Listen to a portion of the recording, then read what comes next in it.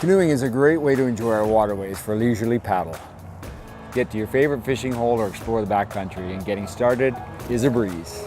New paddlers are best to start with a boat with a wider, flat bottom for stability. Once in the boat, you'll need to learn the basic strokes to get moving. The basic forward stroke is where we'll begin and is the stroke most often used by the bow paddler. It consists of 3 simple parts. The catch phase, where you reach forward into the water with the paddle blade. The power phase, where you pull the blade through the water. And the recovery phase, where you release the blade from the water and prepare to repeat the forward stroke. To control the direction of the canoe, the stern paddler will add a move at the end of the forward stroke. This is called the J stroke.